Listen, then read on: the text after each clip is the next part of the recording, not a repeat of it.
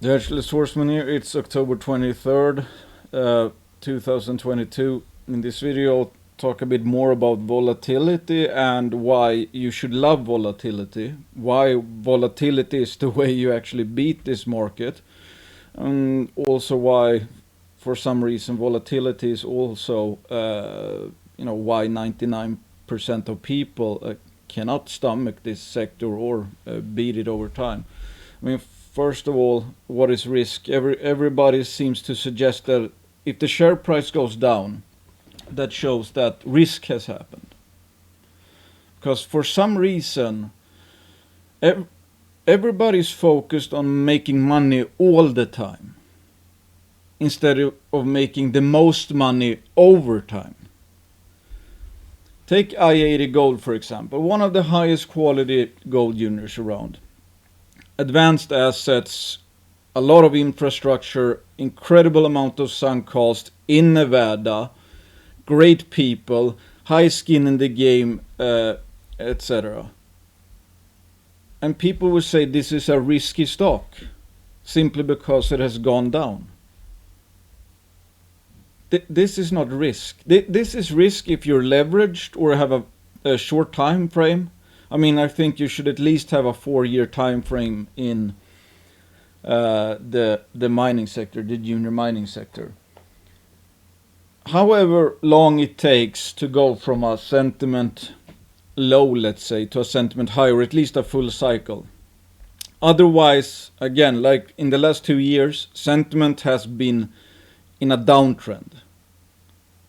The appetite for risk, for quote risk, has decreased. I shouldn't even say appetite for risk. Appetite for perceived risk has gone down for 2 years straight. How risky is this stock right now? How risky was it up here? Here people didn't think it had much risk because it had been going up. They were making money in the recent past. Thus, it felt like it wasn't risky because they were getting paid. They felt good about it. Now, since the top of 2020, I mean, this actually buckled the trend, even though sentiment has been steadily decreasing over this time in the junior sector. But then, I mean, the market got really bad. I mean, the stated goal of I-80 Gold is that they expect to have a 20% resource increase in 2022. They might actually overshoot that. But given that they have, I don't know, like 14, 15 million ounces of high-grade gold in Nevada and have like, I don't know, 150 million ounces of silver, a 20% resource increase is a fair amount of gold. If you put a implied value of 100 million per 1 million ounce, that's like 125 to 200 million in added implied value. The stock has gone down. It's at 622 million market cap, around 100 million in cash. I don't think they have that. But again, over this period, where's the year end? Well, let's say, especially from here, because this is when they also start to have really good success with that 70-meter hole of like 7 grams per ton or something. Price has gone down. Risk has gone down. The value of the company has gone up. And this is supposed to symbolize the value curve. And they made a CRD discovery. I mean, just their success this year might be worth 200-300 million perhaps. Risk adjusted. That would, maybe up to 33% of their current market cap they added, will have added in value just in 2022. Again, I keep saying this. This sector is as hard as you make it. I think it's one of the easiest sectors to beat when you really stick to infinite patience and common sense and see volatility, price volatility for what it is. It's the volatility that creates the opportunities. you should take advantage of the volatility, not be taken advantage of, from it. Take Great Bear Resources, one of the few very big success stories over the last few years. At what points would the best buys have been? This is an intact growth story that kept growing for years, meaning they drilled and drilled and drilled. They didn't hit on every hole, but every year they had delineated more and more and more ounces. So the value creation curve, the ounces, inferred ounces, was going up through all this time. In hindsight, when would have wanted to buy this? At the lowest possible time, or throughout this entire time period. This was an exponentially better buy than this. This was still a really good buy. This was even in the profit at the end. Every single buy on this chart turned out to be a very profitable buy. And on the flip side, every single sell would have been a bad sell.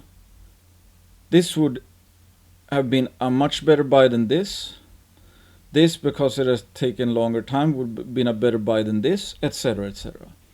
As long as this case is intact, this I-80 gold story has become better and better. Based on everything we know right now, the growth trend is intact. It has actually become even better, I would say, just in the last year. Still, price is down.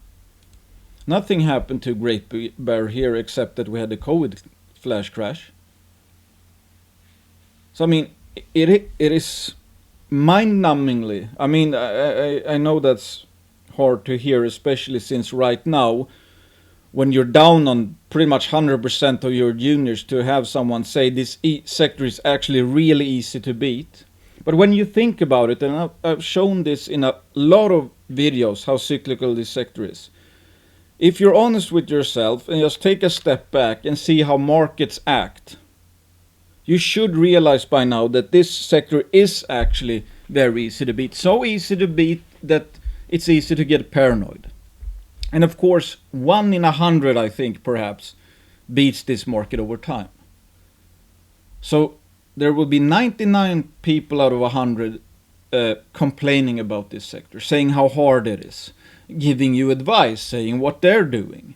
And 99% of those people will probably give you, in my opinion, like bad advice. Not that they're intentionally trying to, ill intent or anything like that. And I mean, everybody makes mistakes. I have more losers than I have winners, for example.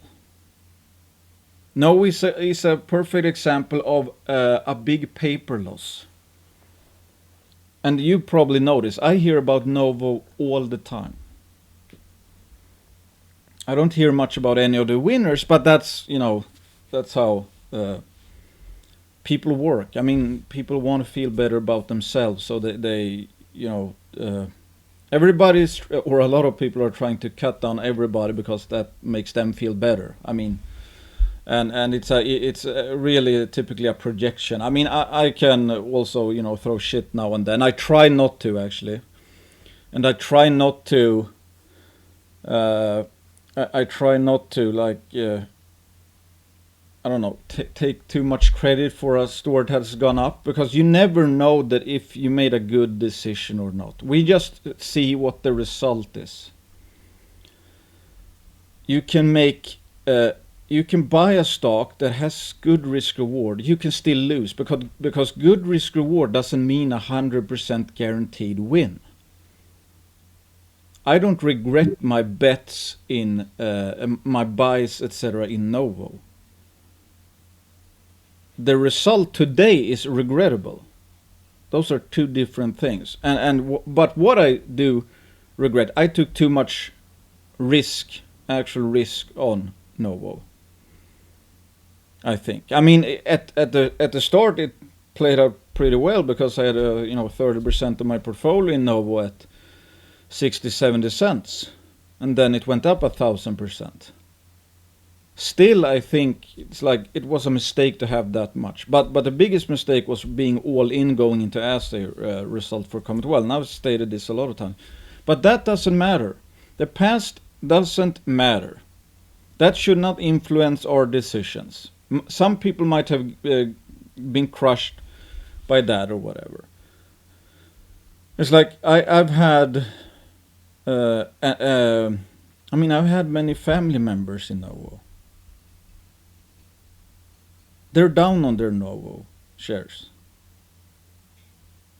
But that didn't stop me from trying to, continuously find the best cases I could. So I mean, they're up even though Novo is down a lot. And I don't know how many stories over the last 7 years that I down a lot in. This comes with especially at times like this, right? I mean, for example, here, I mean, at a sentiment high, all of our juniors. I remember this point in time clearly or vividly. As I said before, I told a friend, like, it's like printing money. Nothing. The companies did nothing really. No news. They just went up, especially in this last spurt. I had the highest, I think, around this point in time. My portfolio had the highest one-day gain in absolute terms. And I knew we were getting, it's like, you can sense it, even though I'm always fully invested. But I could sense, like, yep, it shouldn't be this easy. The game was rigged in favor of us back then, because companies didn't even need to create value. They still went up because more people want to buy it. And now, for example, it is expected you should be down on pretty much 100% of your juniors, especially from the recent 2-year top. 50%, no problem, that's easy. Some are down 80%, some are down 90%. That is perfectly normal for a cyclical sector. That is not some great catastrophe. What your 2-year what your 2-year returns are from this sentiment high right now, that is not a fair assessment of your investing strategy. It's absolutely not. If you're down once we go into a high sentiment environment, if you're down having bought in here, yes, then that's a sign that you have some work to do. But otherwise, you should never compare. Just draw a straight line and see, okay, how did I make a lot of money from a sentiment high in one of the most cyclical sectors in the world, going into an extreme sentiment low? That is always going to look be biased unfavorably. But like, just take a few examples here. It's like, just to show really how much buying low solves a lot of problems. Let's say you went all in with $10,000 here. It's like almost the worst possible time. And let's say you went into an optionality play, mature play, like Bear Creek Mining. Then that goes down a lot. But you scramble up $1,000 and you invest, and then that goes down even more. Almost nobody would be willing to buy more here. 99% of people would sell after having done this. But let's say you put in $500 here, because you figure out that, hey, I mean, this sector crashes every 2 to 4 years, and then it rips every 2 to 4 years. So you actually, you figure that out, that this is a cyclical sector and no downtrend lasts forever. So after an extreme downtrend, the lower it goes, the more you will make when it turns. At this point in time, you would actually have a total return of 140%, even though you pretty much went all in at the worst possible time before that. What should also be obvious is, if you bought even more down here, that would be even higher. It's like this. I mean, if you went in with 10,000 here, you put in 1,000 here. Not even great. Again, not even picking the bottom. It went down like 40% more from your doubling down. You would still be in a profit. 2004, 2 years. You would still have made a profit, even though your first buy looked kind of bad in hindsight after 6 to 12 months. And take this, let's say, like a lot of people recently, and I've spoken to a few, they got in the sector here. Let's say they put in 10,000. Because, why not? Everything looked so great. Everything had been going up. Or let's say it was here, actually. When you have the trend is your friend. This is when people think the risks are low. This is when it's easy to buy. Because, again, everybody wants to make money all the time. That reinforces their decision making. If you buy 10 days in a row, and the stock goes up 10 days in a row, you think you are really, really, really smart. You think that you made great decisions because you get immediate, instant gratification. But what actually was happening was that you bought after a lot of people had already bought. You were one of the last in.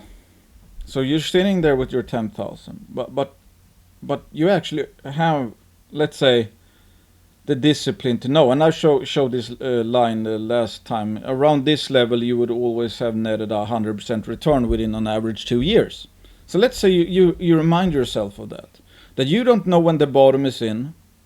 You just know that increasingly buying low, the more a cyclical sector goes down, that has always turned out to be a great thing. So you buy 500 here, 500 there, 300 there, you must drop 500 more.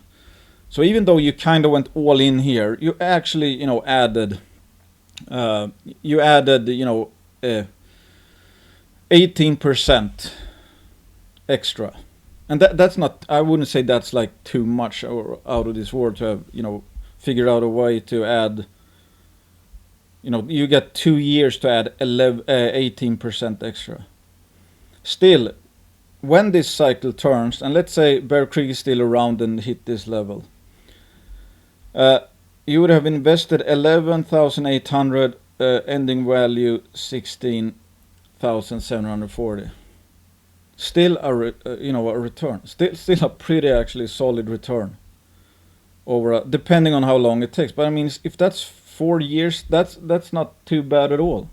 But obviously, if you want even better returns, the ones who would have been buying even more down here. Again, if you flip this to 1,000, that changes your future returns a lot. Okay, so what is, in essence, if we know this, what is the biggest risk, really? That's to not be completely destroyed before. First of all, the hardest thing the hardest thing for people to do is just simply buy here. So it's like that is hard enough. Then you also have to be not completely destroyed. And I'm talking permanent loss. If you have something that is worth around here or worth around there and you buy it there, it goes down there, it should go back up. So that's still not a permanent loss. A permanent loss is a case that has gone south a lot, that has no real reason to go back up. That's real risk. Real risk is never getting your money back, pretty much. And there are cases like that. It's like no is incredibly cheap, but I don't know how that is going to play out. That might become a multi-bagger, they might burn all their cash, etc. So it's not one of those right now, even though it's extremely cheap, but a lot of things are extremely cheap. But you don't have to make back your money the same way you lost it on paper. But you can, because nobody knows the future. And the story is only over in any company when it is, de facto bankrupt. But again, what do most people do? Bet big on pre-discovery plays. That was me starting off. Well, not starting off, but around here. And that included Novo. Betting big on pre-discovery plays. Most do not turn out well. Pre-discovery plays. And I've shown this graph before. It's like assume that there's like a sub 5% chance of a company making a discovery. And if you make the discovery, you might get rewarded up to 100%. But there's a 95% chance that it will not turn out well. But only Mother Nature knows the exact odds. So there's nothing, investing is not about certainties. It's all about probabilities. What are the chances that things go well and value increase? How much will you make in that case, or how much will it be worth? And what you compare that to is current price. It's like I-80 gold. The market is saying that all of what I-80 has is worth 522 million right now. That is, in my opinion, absolutely ridiculous. Their sunk costs alone are probably around 1.5 billion, more than that, I think. Absolutely ridiculous. Is this a great risk reward? I think so. I think this is very good risk reward. I think this was great risk reward. I think this was, obscene risk reward. And again, talking about market timing. Gold is lower now than it was down here. So even if you knew gold was going to go down, it appears that I-80 got so absurdly cheap that some people figured that out at least, and have not been willing to sell it more as the story got even better and better. So if you were a pure market, or you knew exactly what gold was going to do, you would have shorted I-80 here, and you would have been in for a pretty decent rip, and you would still be in the red now. Why would that be a pretty stupid thing to do? It's like when I see people talk about shorting miners now. I mean, do that if you like. It's like, that makes absolutely no sense to me. Because from a valuation standpoint, juniors should bottom, they should have bottomed on Friday. I don't know if they did bottom on Friday, but every additional day, unless gold is down at, 1400 or something, maybe 13. That's still, at what gold price does I-80 look expensive? Certainly not at 16, whatever we're on now. So it's like, that's great risk reward. Again, okay, what do most people do? Bet big on pre-discovery plays. If you only bet big on pre-discovery plays, you could literally have blown yourself up. Because if a pre-discovery play misses, especially in a market like this, that could be offline for a long time. Basically, if they had one good target and that missed, that means they pretty much have nothing. So there's nothing there in terms of value really to suggest that should go back up. So that's what most people do, and I've done that a few times before. There's like just a few examples of pre-discovery plays I know that actually worked out, and typically I play them pretty bad. Let's say a company did make a discovery and I sell after it's up, 50 or 100%. That's when you really should be buying. But again, it's like almost nobody beats this sector. It's the funny thing. Funny part is, like, if 99% of people can't beat this sector, that means that 99% of people are making mistakes. So the flip side is that it's obvious that people do a lot of mistakes. And in order to actually beat a sector, you want people to do a lot of mistakes, because if you can figure out those mistakes and take advantage of it, that's how you beat a sector. So it comes with the territory that the most volatile sector, where almost everyone, 99% of people make mistakes. If you can figure out that, because there's so many people that make so many mistakes all the time, that's also the greatest sector in terms of opportunity. And again, another point, like this is kind 92. People wish that any stock they buy just went up forever. Just a straight line. Every buy at any day was green the next day. That is what feels good. Nobody on earth has a problem buying that because they get instant gratification and an infinite amount of examples of how smart they are. Because Mr. Market is celebrating their judgment the day after they bought. And do that forever. But the best returns is not from a ever-increasing linear trend up. Volatility is the key to get even better returns. Let's say let's say you have a straight line.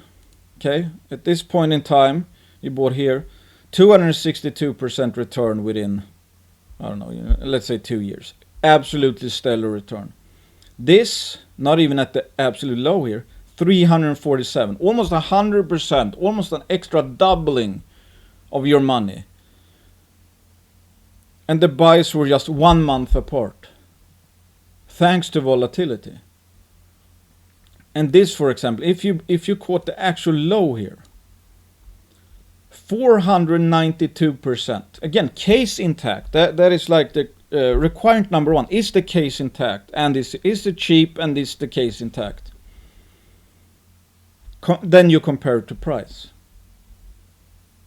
This just, again, a month earlier, this buy here, if this was just a never-ending trend line, if you had some dry powder or you had some other stock you were willing to sell, right now you would have an expected value, of course this is in hindsight, of 141. 1 month later, K92 might be the best buy in the whole sector. I mean, obviously that's probably not the case given that all juniors went down or all miners went down during the COVID flash crash, but at least relative to your cash on hand then.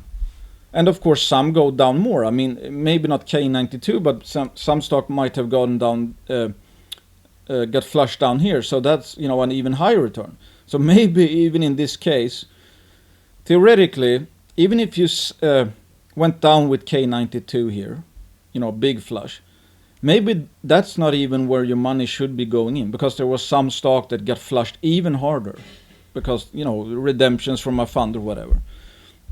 And in K92, where you would have a 485% return, which is absolutely ridiculously high, maybe another stock you think, hey, I think this is actually 650% off from where the intrinsic value will be in a year or two. But it's like, again, if a case is intact, you see this in Great Bear as well. And I see this now in Snowline. Everybody hates a declining price. Everybody gets pissed off when one of their, if your favorite case is going down and the story is completely intact or even become better, whatever. That is not a reason to be pissed off unless you're literally all in that stock and have no other way of getting any dry powder anytime soon. I'm not all in on any stock.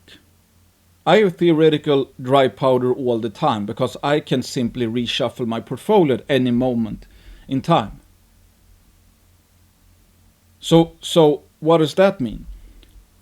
You have to be conscious of the volatility because opportunities change all the time. Every market day, the opportunities swing around. I can sell whatever stock I own. I can buy whatever stock I own or don't own yet. So unless every stock is, the worst scenario of all would be that every stock is totally efficiently priced, there's almost no volatility and all trade exactly the same way. Then there's no opportunity to reshuffling. But they don't do that. Some cases get better, some get worse, some stay the same. And then you have price fluctuations on top of that. So you have diverging prices for companies. You have diverging fundamentals for companies. And right now it just happens to be that all prices are down. Regardless of what the company is worth, what they have done, what the future prospects are, everything is down. There is just an obscene amount of opportunity right now, thanks to this market being as cyclical as it is, thanks to 99% of people not being able to beat this, because they make mistakes because of the volatility. They don't use the volatility, they make mistakes. It's like Snowline, for example. This is one good growth case. One of the better if you ask me. If we just assume, again, it's like when I see people talk about, I think this stock is gonna, they build a long-term case. Let's say, I think this might host 10 million ounces. You don't typically prove up 10 million ounces, within 6 months. So by definition, what you're saying, the prices is a long-term thing that is gonna steadily, hopefully, materialize over time. And still, people's time horizons are the recent past and recent future. That's like having a long-term, when I see people have a long-term view of, copper, for example. But their investment decisions are still based on the short term. So you're not even matching your reason to buy, reasons for buying to your actual buys or sells. How on earth are you going to beat a market in that way? When you're stuck like everyone else, just focusing on the recent past and near future. So assuming again, it's like, consider, let's say Snowline, for example here, it's like I put this in the piece I did on Snowline, just looked at some monster mine acquisitions in Canada, Detour Gold, 15.4 million ounces. These were operating mines, so obviously a lot more de-risked. But 0.82 grams per ton, 0.109 grams per ton. You see the prices per value here, prices per ounces paid. 318, 390. And if Valley alone, for example, would end up like 24.3 million ounces, I think I based it on I think I based it on $200 per ounce, not 390 and not 318. But that would be around here. I don't. Do I have a? Yeah, let's say what is that? A bit of, let's say $33. So that would be, excuse me. Around here then. So again, requirement 1, the value. Is the story intact? Are we going toward, is the growth trajectory intact? Where are we going right now? Based on everything that is known, not everything that is confirmed. What is a plausible scenario for a company? What could they have in 1 or 2 years, let's say? If we assume that, the balance of probabilities suggests this will be a, let's say, 20 million ounce system. Again, it's subjective. There's no way to be sure, but you have to have some kind of case. So in that case, let's say your base case is that, yes, I think this will be worth, $33 per share one day. So this is your, based on everything you think and know about Snowline right now, this is your, right now, your, plausible or probable end game. And of course, the important thing is that given the returns that would materialize if this is the case, you're paying, 1/10 of that, let's say. That is pricing in a 90% certainty of this not ending up being the case. So you have a 90% discount on your base case. So there's a 10% chance priced in. So that irritates me when I see people, when you have big, let's say, theoretical, I wouldn't say price targets, but theoretical future. That's like Novo. If Novo turned out to be what I hoped it would turn out to be, that the conglomerates would be easy to drill, that they would be continuous, continuous, etc. And especially that Beaton's Creek could actually be mined at profit. Obviously, we wouldn't be where we are. But I didn't own Novo because I thought everything was priced in. I think I own Novo because not much of that blue sky scenario was priced in. If that had a 10% chance of happening, Novo would probably be cheap at any point in the past 5 years or whatever. We're not after guarantees because there are no. We're not after certainties because there are no. We make assumptions of the future based on everything that is known. And that's why I've said it's like the most important information in any news release is what it says about the next 10. We want to figure out how the world will look like, or reality will look like, way before it actually happens. Form some kind of base case. Then we compare that to price. And if we think like, okay, if this company adds 300% more ounces in 3 years, do I think the Mr. Market will value that higher or lower? That is pretty much it. And of course, like we know, it will swing wildly. That the same ounce in the ground will be valued at $100 per ounce here and then $20 per ounce here. So it's not just, again, we're not just front running fundamentals of a company that has yet to materialize. We're also front running the inevitable swing of sentiment. That's all you need to do.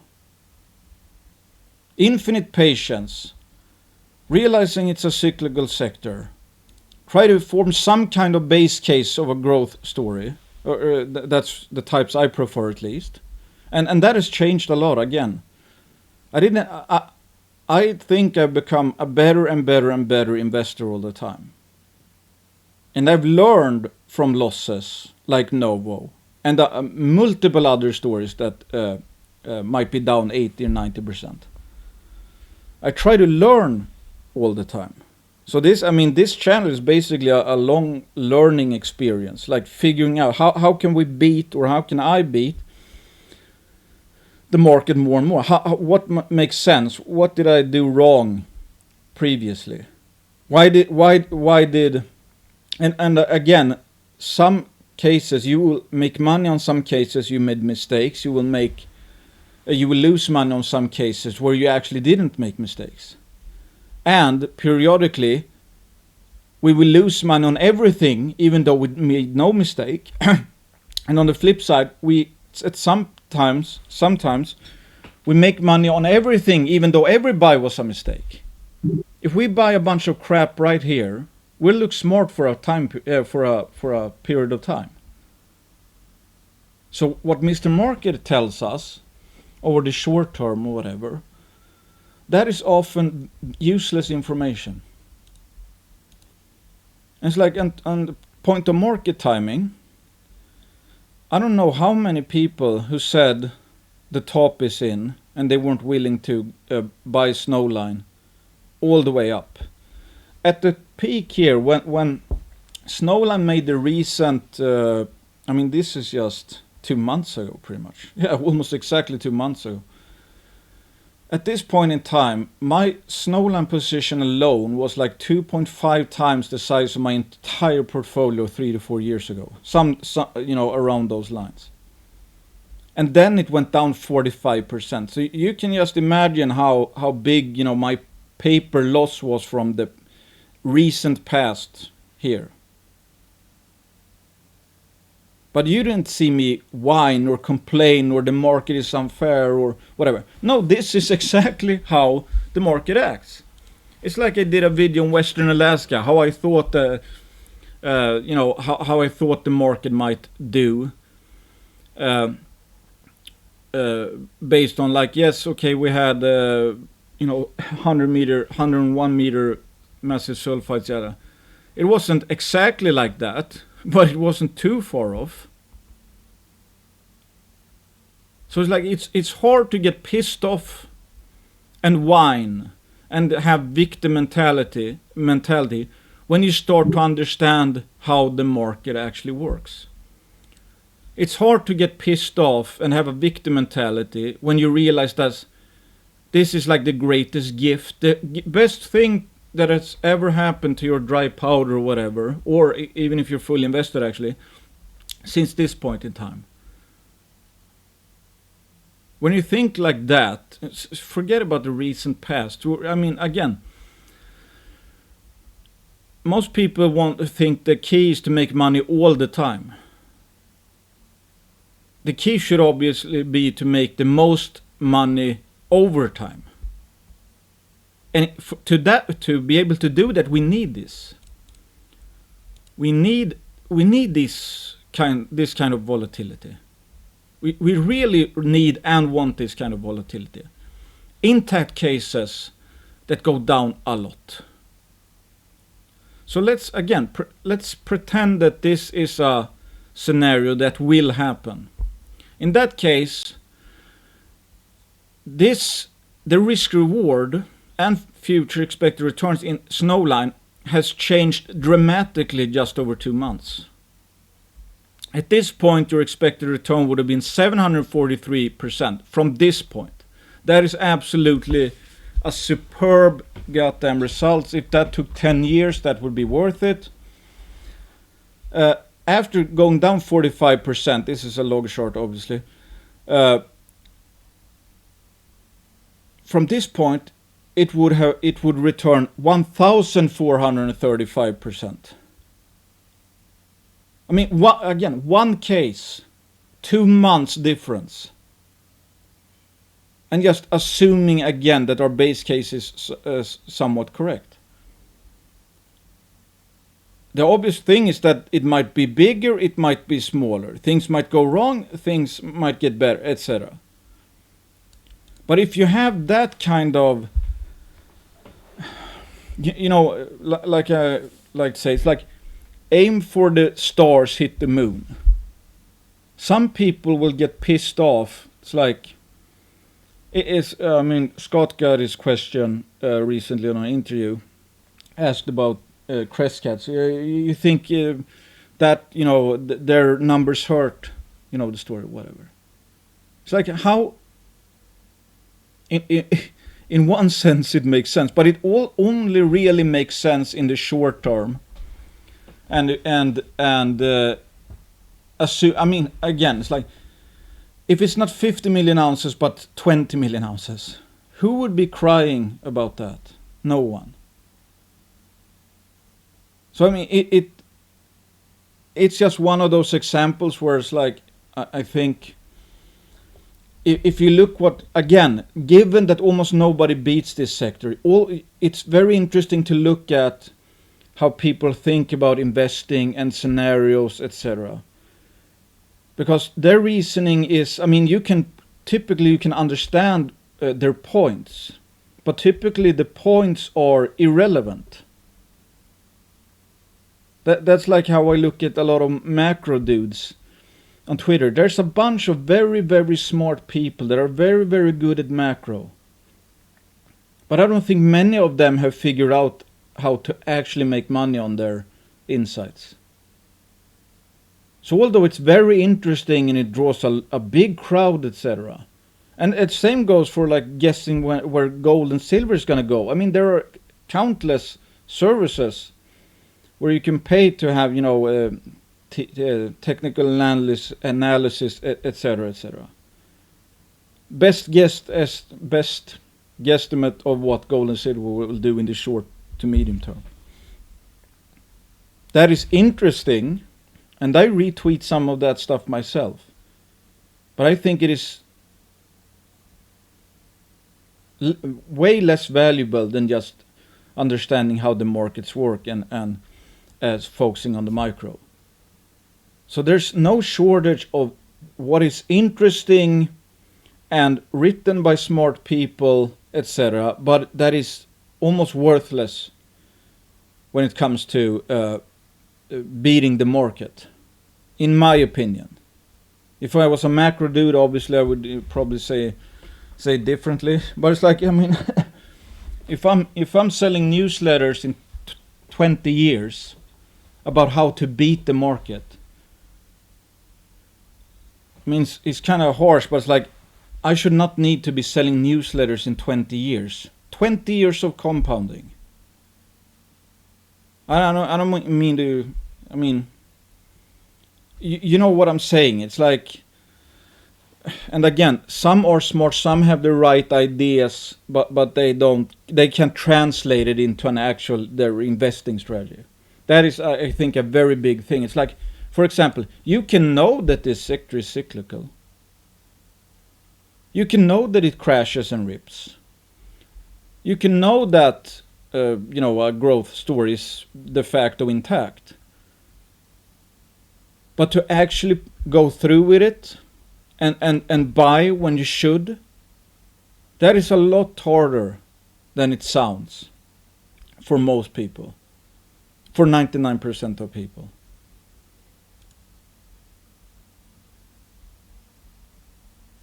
I hope you know where I'm getting it. And anyways, like back to Snowline, for example. So obviously this was a huge paper wash from the high. But I didn't try to time this top because people were saying that the top was in all the way up to the, short-term top.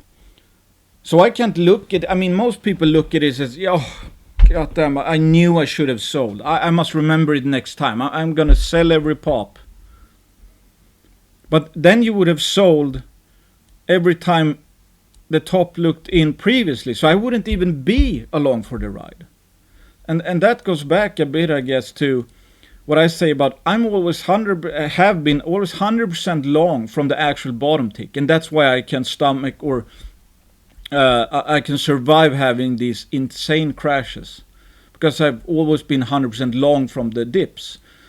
So in the case of Snowline, I should be able to stomach them because, again, in my opinion, case is intact, and if my lesson was that I should start to trade a case like K92 or whatever, and that's why I'm not making money. I'm not selling these tops.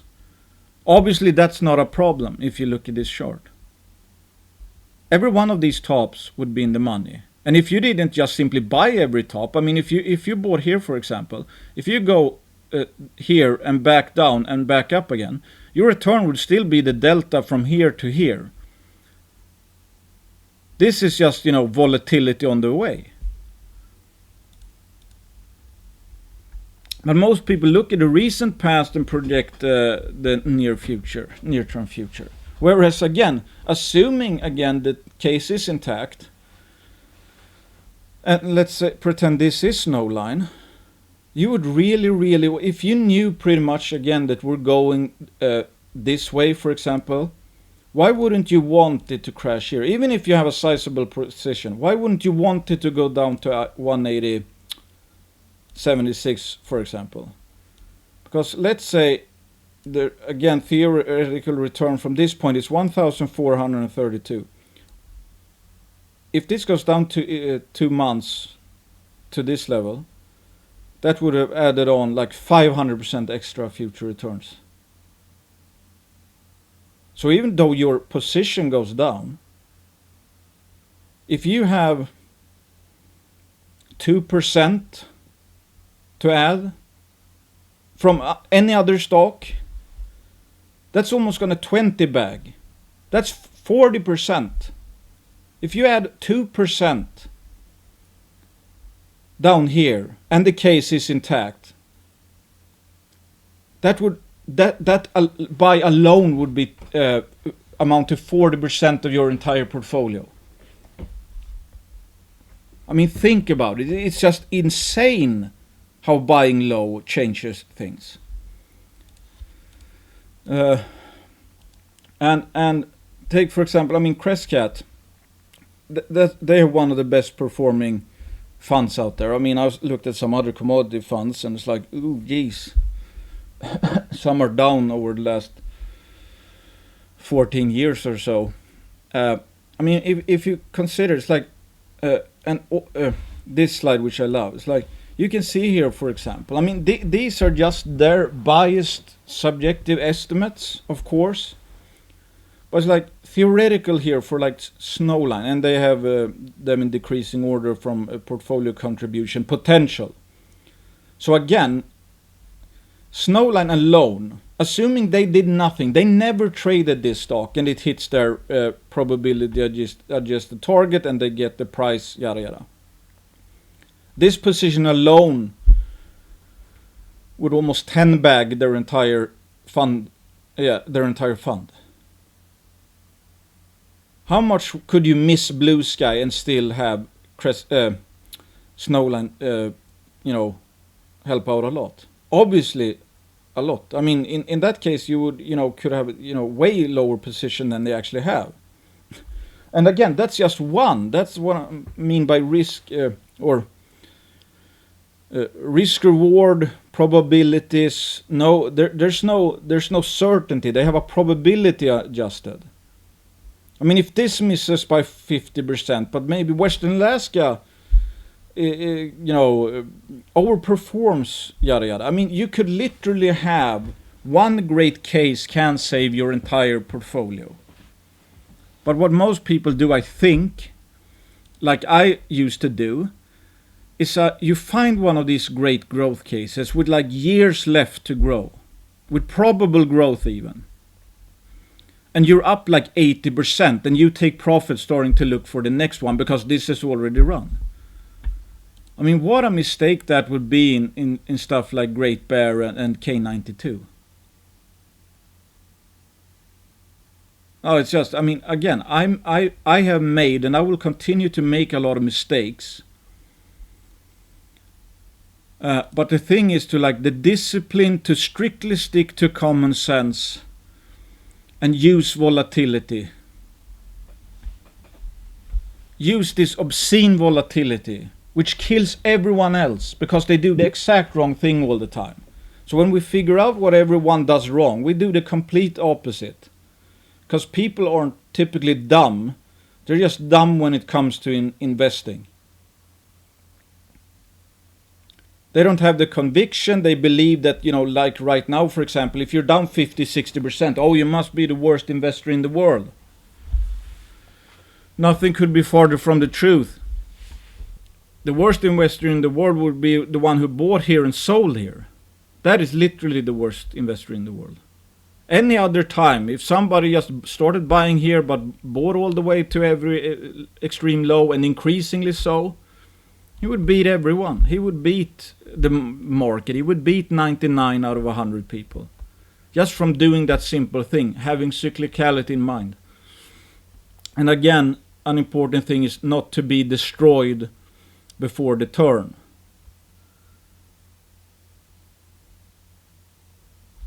So as I've said for the last 2 years, I have tended to be in probable growth plays. Long runway for growth, where they can create value. So even though, and we see this in K92, even though the market has been absolutely dog shit, K92 has flatlined. Even though I would assume that their value has kept on increasing like this. But since sentiment get worse and worse, this sentiment discount get worse and worse. Same for, in my opinion, I-80 Gold. This is no business trading down here. But the sentiment discount has increased.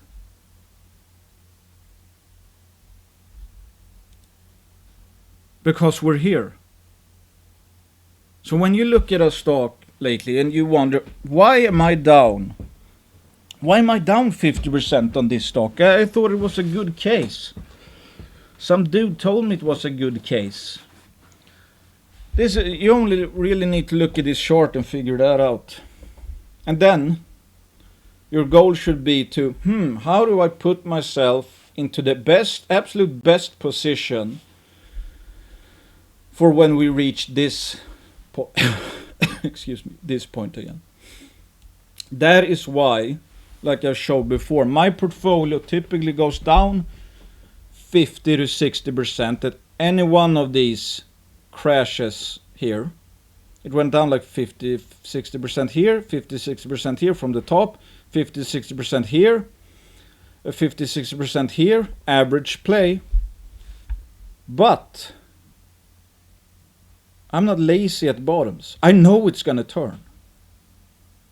Because again, I can afford it because I was in here. And over the time, if you pick above average, again, you could have been in K92 and the likes.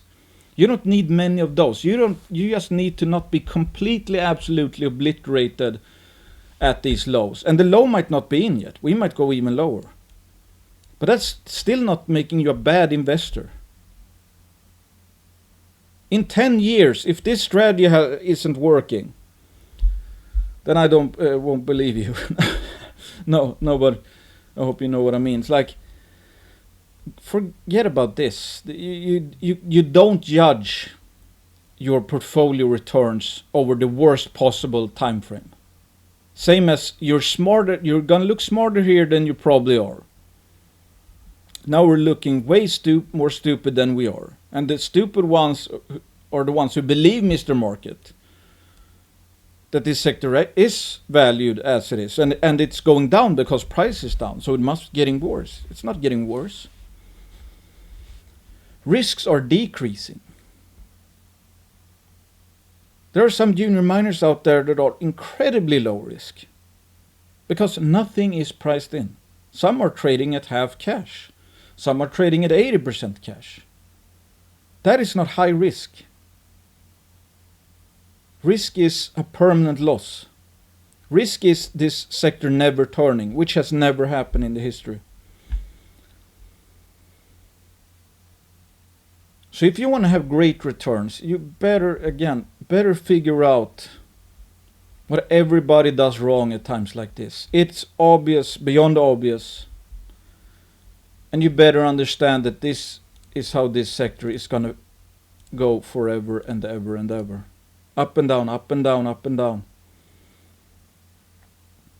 These are the opportunities. The volatility is the opportunity. Every downdraft in K92 has been an opportunity. Every downdraft correction in Great Bear was a great opportunity.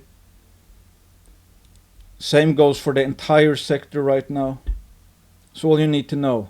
Most people will never figure this out. Most people will never beat this sector. Most people won't even beat the regular stock market. But this, where the opportunities are much better. Same reason why it's so hard. Yeah. Thank you for listening. And I hope you have a great day. Hit the thumbs button if you like this stuff. Bye.